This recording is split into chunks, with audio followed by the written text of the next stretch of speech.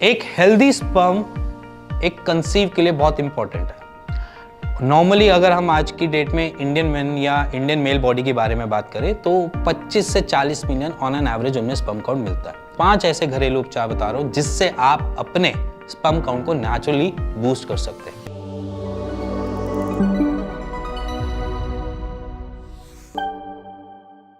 एक healthy sperm एक conceive के लिए बहुत इंपॉर्टेंट है।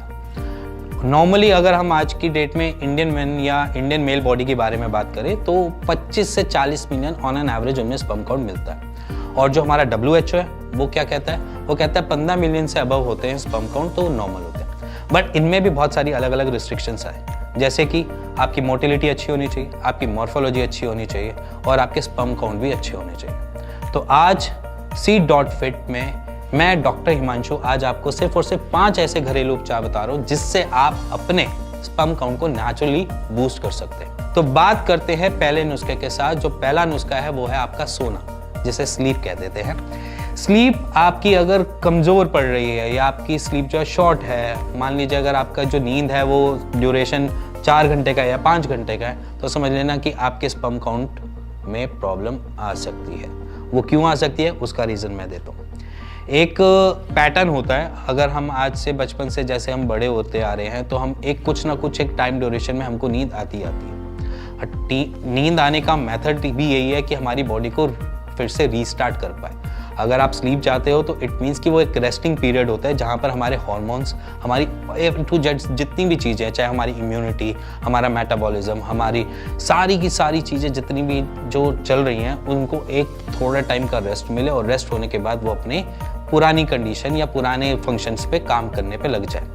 ये एक स्लीप का पैटर्न है। अगर हम इसको शॉर्ट करते हैं तो हमारी बॉडीज कुछ ना कुछ हैम्पर देती है या कुछ ना कुछ दिक्कत देती है। जैसे कि पहली दिक्कत होती है हमारी इम्यूनिटी पे, क्योंकि हमारा गट, मेटाबॉलिज्म सारी चीज़ें मिल जाती हैं तो वहाँ पर इम्यूनिटी आ जाती है। और इम्यूनिटी अगर हैम्पर होती है तो वो क्या करेगी कि आपके स्पर्म को एज ए क्या समझेगी कि बाहर की बॉडी है, और जब वो बाहर की बॉडी समझती है तो उस पर अटैक करना स्टार्ट करती है। और जब इम्यूनिटी अटैक करती है तो हमारी बॉडी के अंदर एंटी स्पर्म एंटीबॉडीज तैयार हो जाती हैं खुद से, और जब वो तैयार होती है तो हमारे स्पर्म काउंट को कम करती है। तो दैट मीन्स कि आपकी नींद कम से कम 7 से 8 घंटे होनी ही चाहिए। तो इसलिए नींद लेना जरूरी है। अगर आप नाइट आउट पे जाते हो, नाइट पे पार्टीज करते हो और सुबह जाकर काम पे चले जाते हो तो आप अपने स्पर्म काउंट को कम कर रहे हो। तो सिंपली सुन लो और समझ लो कि सोना आपके लिए मोस्ट इंपॉर्टेंट है। तो सेकंड नुस्खे पे जाते हैं। सेकंड नुस्खा है हमारे पास डाइट। मोस्ट इंपॉर्टेंट थिंग है। हर कोई डॉक्टर आपको कहेगा कि डाइट सुधार लो, अपनी चीज़ें बेटर हो जाएंगी आपके। तो ये ऐसा नहीं है कि डाइट आपके सिर्फ डॉक्टर बोलता है, इवन आपके पेरेंट्स भी बोलते हैं कि डाइट अगर बेटर कर लोगे तो वहाँ पर आपकी सारी की सारी बॉडी वर्क ढंग से करना चालू कर देगी। तो जनरल है, डाइट क्या चाहिए? वो चाहिए प्रोटीन, क्योंकि हमारे जो स्पर्म है वो बने हुए हैं प्रोटीन के।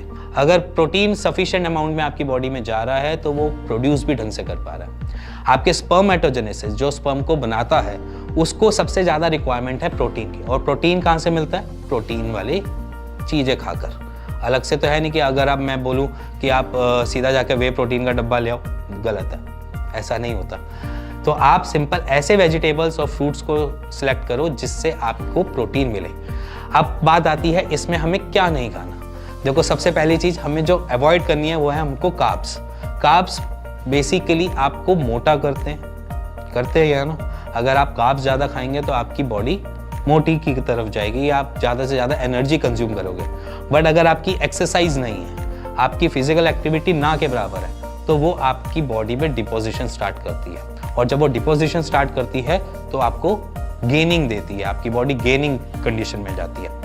तो सिंपली हम यहाँ पर क्या करेंगे, कार्ब्स को कम करेंगे, प्रोटीन को बढ़ाएंगे, जिससे हमारे स्पर्मेटोजेनेसिस या बॉडी में मैक्सिमम प्रोटीन मिले और जिसकी वजह से वो अपनी कार्यशक्ति से ज़्यादा काम कर पाए और ज़्यादा प्रोड्यूस करके आपको दे दे। अब थर्ड पॉइंट आता है इसी से जुड़ा हुआ, डाइट से ही जुड़ा हुआ, वो है एक्सरसाइज।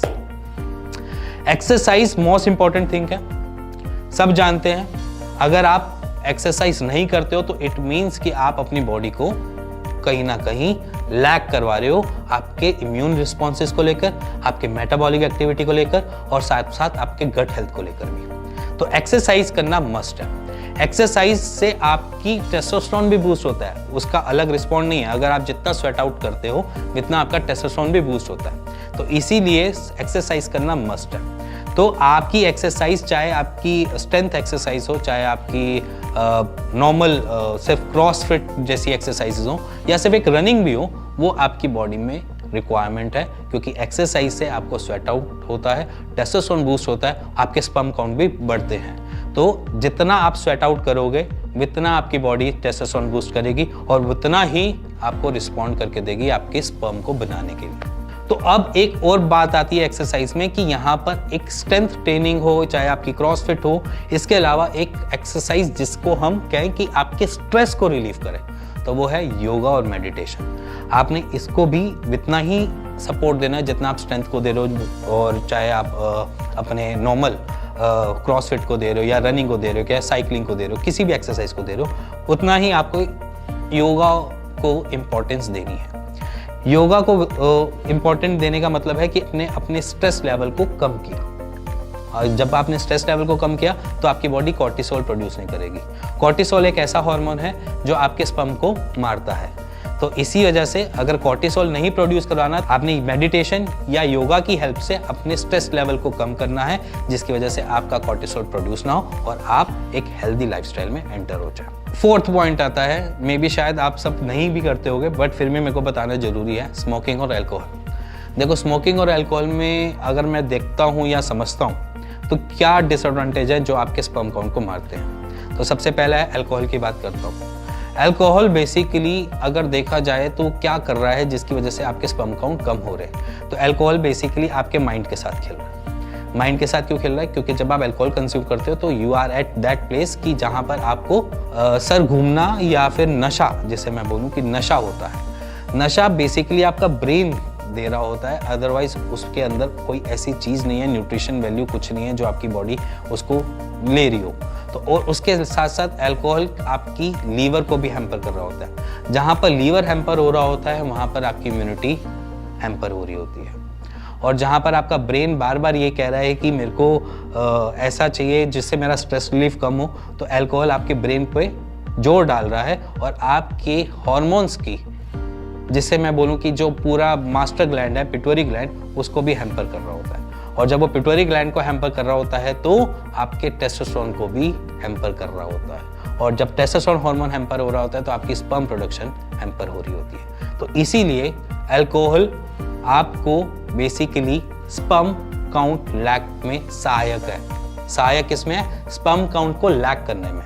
तो इसीलिए अल्कोहल को आपको क्विट करना पड़ेगा। इसी के साथ आपकी बारी आती है स्मोकिंग की। स्मोकिंग बेसिकली दिक्कत इसलिए देता है क्योंकि स्मोकिंग आपको निकोटीन देता है, और निकोटीन बेसिकली आपको दिक्कत देता है आपके स्पर्म प्रोडक्शन में कम करने में, क्योंकि जब आप निकोटीन कंज्यूम करते हो तो आपकी ब्लड स्ट्रीम में जाता है, और जब वो ब्लड स्ट्रीम में जाता है तो आपकी ऑक्सीजन जो कैरी कर रहा है ब्लड, उसके साथ वो निकोटीन भी ट्रैवल कर रहा होता है। और अगर आपके किसी भी ऑर्गन पे, किसी भी ऑर्गन, वो जरूरी नहीं टेस्टिकल्स ही हो, किसी भी ऑर्गन पे जब वाला ब्लड फ्लो आता है तो आपके लिए उस ऑर्गन को ऑक्सीजन कंज्यूम करने में दिक्कत आती है, और जब ऑक्सीजन कंज्यूम करने में दिक्कत आती है तो वो अपने काम से लैग करता है। और इसी के साथ स्मोकिंग जो है आपकी मॉर्फोलॉजी पे सबसे पहले अटैक करता है और मोटिलिटी पे अटैक करता है, क्योंकि उसको ऑक्सीजन इतनी बराबर नहीं मिल रही अपने आप को ढंग से प्रोड्यूस करने के लिए। हर लिविंग थिंग को यहाँ पर ऑक्सीजन की रिक्वायरमेंट है, उसी हिसाब से आपके ऑर्गन को भी ऑक्सीजन की रिक्वायरमेंट है। अगर आपके ऑर्गन को ऑक्सीजन प्रॉपर नहीं मिलेगी या सही ढंग से नहीं मिलेगी तो वो अपने प्रोडक्शन जो कर रहा है उसमें लैग करेगा, और सबसे पहला अटैक जो आता है वो मोटिलिटी और मॉर्फोलॉजी में आता है। बेसिक फंडा स्मोकिंग और अल्कोहल का यही है। सो लास्ट नुस्खा जो है वो है आपकी टेस्टिकुलर हेल्थ के बारे में। देखो, सिंपली टेस्टिकुलर हेल्थ बहुत प्रिसाइज्ड है। अब प्रिसाइज्ड इसलिए क्योंकि सबसे पहले आप उसको समझो कि आपका स्क्रोटम हैंग क्यों होता है और कॉन्ट्रैक्ट क्यों होता है। पहले इस फिनोमेना को समझो। कॉन्ट्रैक्शन माने कि जब वो बॉडी से चिपकना चालू करता है, जब बॉडी से चिपकना चालू करता है तो कॉन्ट्रैक्शन होती है। वो इसलिए होती है क्योंकि वो अपना टेम्परेचर मेंटेन करने की कोशिश कर रहा है। अगर वो बॉडी से टेम्परेचर लेता है तो अपने आप को वार्म करके ऑर्गन को अच्छा टेम्परेचर दे देता है। जैसे कि मान लीजिए मेरी बॉडी का या आपकी बॉडी का जो टेम्परेचर है वो 37.5 डिग्री सेल्सियस की रिक्वायरमेंट होती है या इतना ही रहता है, और बट हमारे स्क्रॉटम को जो टेम्परेचर चाहिए वो 32.5 डिग्री सेल्सियस चाहिए, जो 2.5 डिग्री के आसपास या 2 डिग्री के आसपास का वेरी करता है। वो 2 डिग्री के लिए आपकी हैंगिंग भी करता है और कॉन्ट्रैक्शन भी करता है, तो ये वहाँ से टेम्परेचर मेंटेन करता है। बेसिकली ये एक कंसेप्ट है। जब आप देखते होगे कि गर्मियों में हैंग हो रहा है और सर्दियों में स्क्रॉटम जो है कॉन्ट्रैक्शन है, ये एक बॉडी का फिनोमेना है, ऐसे ही काम करता है वो। अब यहाँ पर बेसिकली अगर हम उसको गर्म देते हैं, जगह को गर्म कर देते हैं, या मैं बोलूँ मैं अपने पेल्विक एरिया को गर्म कर दूँ, तो गर्म करने से मेरे ऑर्गन की क्षमता कम होती है,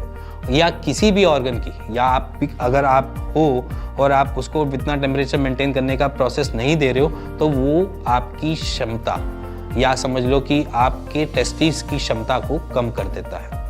और टेस्टिस की क्षमता कम होने का मतलब है कि आपको स्पर्म प्रोडक्शन में कम दिखाई देगा। तो इसीलिए यहाँ पर 2 ही मेथड है जिसको आप आराम से कर सकते हो, जैसे कि ठंडे पानी से नहाना, या फिर थोड़ा टाइम बाहर स्विमिंग पूल में जाकर थोड़ी देर अपने आप को थोड़ा सा ट्राई करना, एक्सरसाइज करना, स्विमिंग करना। और ये एक्टिविटी बहुत इंपॉर्टेंट है। अगर आपको स्विमिंग पूल भी नहीं मिलता या ठंडा पानी भी नहीं मिलता, तो अपने घर में एक टब लो और उसमें सिट्स बात करना स्टार्ट कर दो, जिससे टेम्परेचर मेंटेन रहे। अगर जितना वो अपने आप को मैनेज कर पाएगा, ठंडा रख पाएगा, तो आपको आगे आने वाली दिक्कतों से भी बचाए रखेगा, जैसे कि वेरिकोसिल जैसी प्रॉब्लम से भी। और इसी के साथ आपने टाइट क्लॉथ्स को भी नहीं पहनना। अगर टाइट क्लॉथ्स पहनते हो तो ब्लड सर्कुलेशन में दिक्कत आती है, जिसकी वजह से टेस्टिस की फंक्शनिंग में भी दिक्कत आती है। तो टेस्टिकुलर हेल्थ को आपने बहुत इंपॉर्टेंस देनी है कि आप प्रेफरेंस दो, थोड़े से लूज बॉक्सर्स कैरी करो, इसी के साथ सिट्स बात कर लो, जिससे टेस्टिस का टेम्परेचर मेंटेन रहे, और इसी के साथ साथ आपकी स्पर्म प्रोडक्शन भी अच्छी बनी रहे। इसी के साथ मिलेंगे नेक्स्ट वीडियो। तब तक आप ट्यून करके रखो सीट फिट पे, जिससे आपको आने वाले अपडेट्स मिलते रहे और आपकी सेक्सुअल हेल्थ बढ़ते रहे। इसी के साथ मिलेंगे नेक्स्ट वीडियो के लिए। तब तक के नमस्कार।